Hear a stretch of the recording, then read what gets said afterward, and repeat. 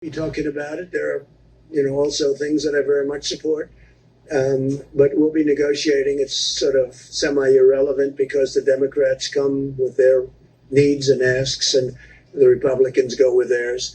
So we'll be discussing it with Mitch and all of the other people involved. Kevin's been very active, as you know. All of the people involved. Steve Mnuchin's done a great job. Keeps everybody together, both Democrat and Republican. And we'll see. We want to do what's best for the people. I want to do what's best for the people. I want to do what's best for the economy because that means jobs and lots of good things. All right? Senate Republicans put forward, sir.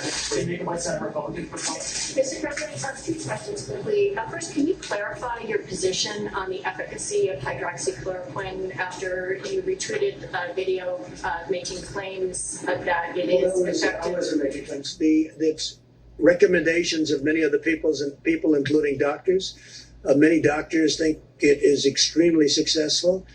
The hydroxychloroquine, coupled with the zinc and perhaps the zithromycin. But many doctors think it's extremely good, and some people don't. Some people, I think it's become very political. I happen to believe in it. I would take it. As you know, I took it for a 14-day period, and I'm here, right? I'm here. I happen to think it works in the early stages. I think frontline medical people believe that too, many. And so we'll take a look at it. But the one thing we know, it's been out for a long time, that particular formula, and that's essentially what it is, the pill. And it's been for malaria, lupus, and other things. It's safe. It doesn't cause problems. I had no problem. I had absolutely no problem. Felt no different. Didn't feel good, bad, or indifferent. I tested, as you know. It didn't get me, and it's not going to hopefully hurt anybody. So we know from that standpoint, because it's been so many years, from a safety standpoint, it's safe. I happen to think, based on what I've read a lot about hydroxy. I happen to think that it has an impact, especially at the early years. There were some very good tests at Ford, and the doctor from Yale came up with a very, very strong testament to it. There was a group of doctors yesterday, a large group, that were put on the internet, and for some reason the internet wanted to take them down and took them off. I guess Twitter took them off, and I think Facebook took them off. I don't know why. I think they're very respected doctors. There was a woman who was spectacular in her statements about it, that she's had tremendous success with it. And they took her voice off. I don't know why they took her off, but they took her off. Maybe they had a good reason, maybe they didn't. I don't know.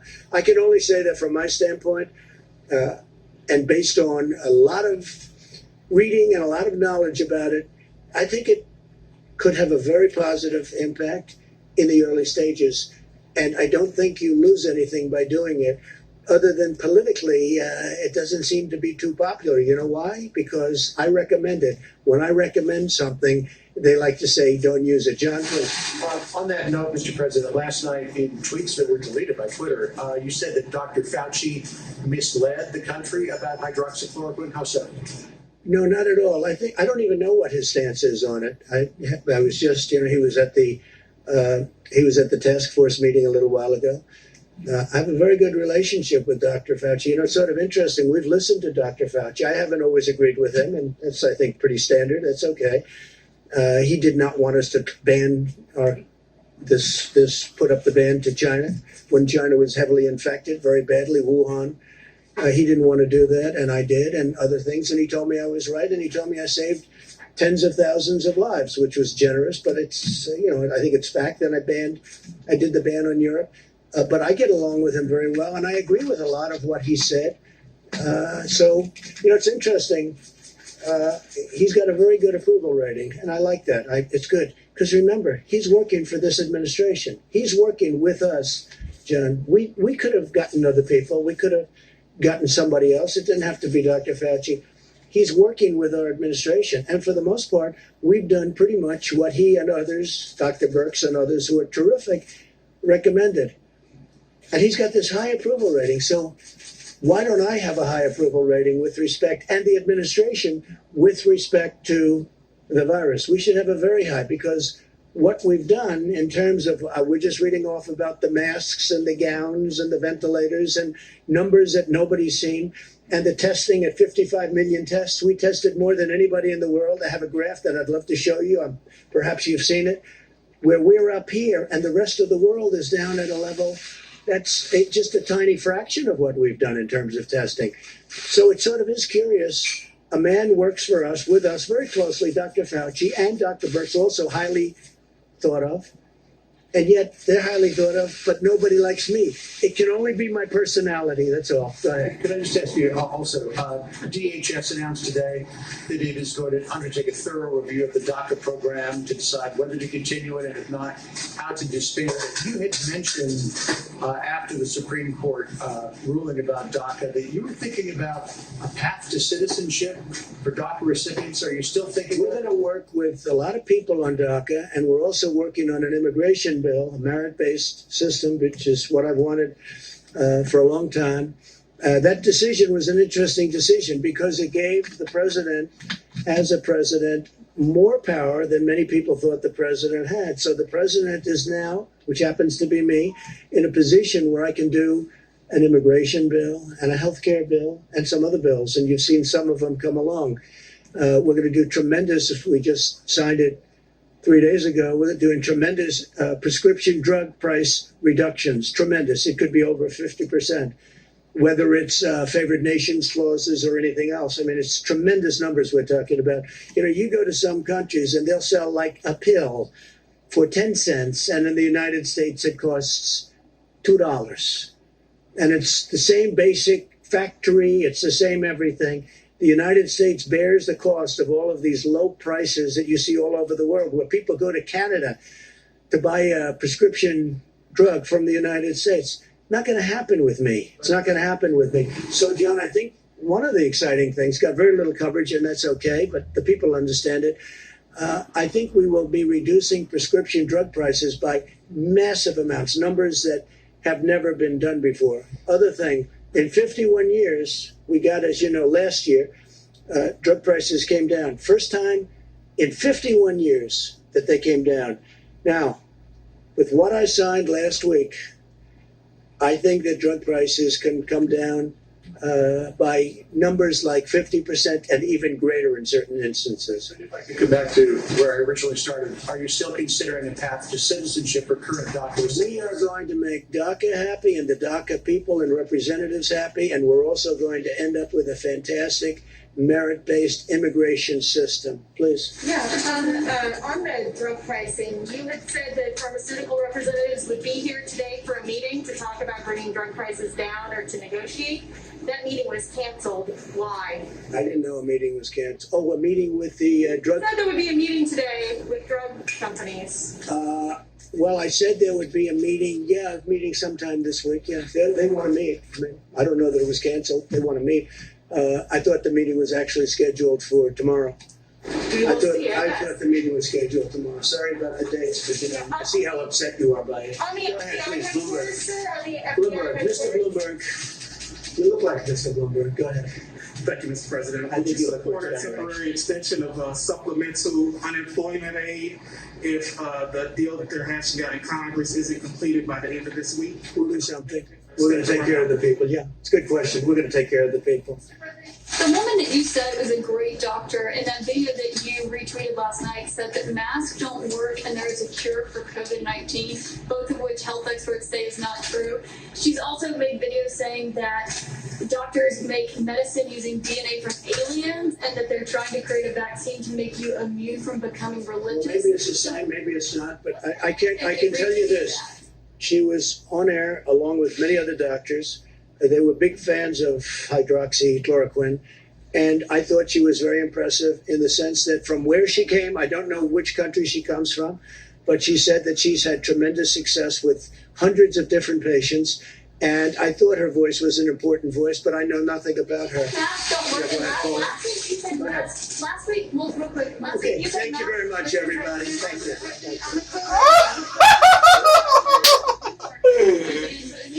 Hell yeah! That was President Trump at the White House giving an update on the coronavirus and talking about increased supplies of gloves, gowns, and even supporting some companies that could provide a vaccine in the future. We're back now with the five. Let me ask, Jesse, let me ask you, the president got into a real discussion there about his relationship with Dr. Fauci and criticism last night of Fauci. What'd you make of that? I thought it was hilarious that he says that, I'm the guy that brought Fauci in and he's got this rocket sky high approval rating.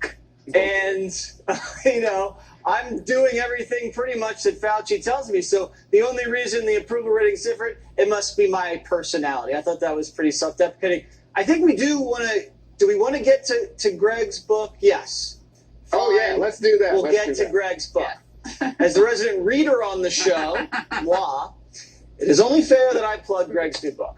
The Plus, Self-Help for People Who Hate Self-Help, is out today. All right, Greg, I have a copy of it right here. It's not inscribed with anything nice. Yes. It's all just slander and some of the things I can't even say on television. But tell me about the book, why you wrote it, and maybe a suggestion for people that might need self-help. I thought that I could become a more positive person. And if I could become a positive person, I would actually write about it. Because I have I am probably the most cynical, least positive person. And I woke up and I thought, you know what? If I could just actually reverse this as an experiment, this was like a middle of the night thought, I'm going to do it. And I realized that it really was a psychological challenge because all of my issues in my life, the things that bother me, can be fixed psychologically. So that's what the book is about. The book is about how to deal with, I think, constant, persistent issues in your life by just slightly changing it a little bit. That was my goal.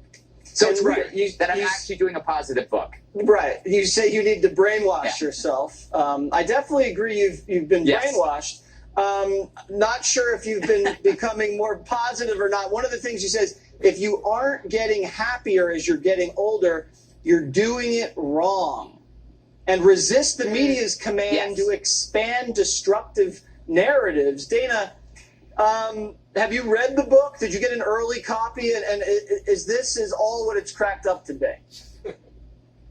It is what it's cracked up to be. I did get a copy. In fact, we'll talk about it a little bit later. We're going to do a little live signing later tonight where I'll get to take some questions from readers who have bought the book. But Greg, when you talk about that, did you find that there was any certain trick or tip that you could use to go from having a negative thought to a positive thought?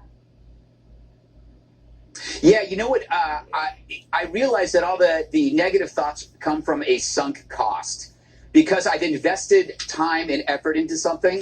It's like being in a bad relationship, and it's like, that's how you are with ideas. So you might hold on to an idea for a long time because of the time itself being an investment. So realizing that a sunk cost is already gone allows you to just let go of a lot of ideas and stuff that's been driving you crazy. But the best part is, and the thing that I found has been most constructive, is that it allows me to admit when I'm wrong about something. And I can actually let go of mistakes that I've made much easier than I did before. Juan, would you agree that Greg is now admitting when he's wrong a little bit more? Oh boy, you put me. You know what caught my attention was Greg gave some interesting advice. He said, "Don't tweet when you're drunk," and I thought, has this happened to Greg? How does Greg know this? Because it has. Here's the deal. Here's the problem with tweeting and drinking. It's not that your tweets are bad. It's that the quantity increases. So you create more opportunities for getting in trouble. I wrote about this when the Covington Kid incident took place, that I was tweeting about it. I tweeted about it once, negatively about the Covington team, because I was sitting at a restaurant drinking on a Saturday afternoon, and you always think your ideas are so important after 2 glasses of wine. So I always talk about that. I always eliminate the alcohol variable, and life is a lot better when it comes to tweeting. It's not much better in other areas, but when tweeting, it controls that. All right, Katie. Well, if you can say something positive, about Twitter.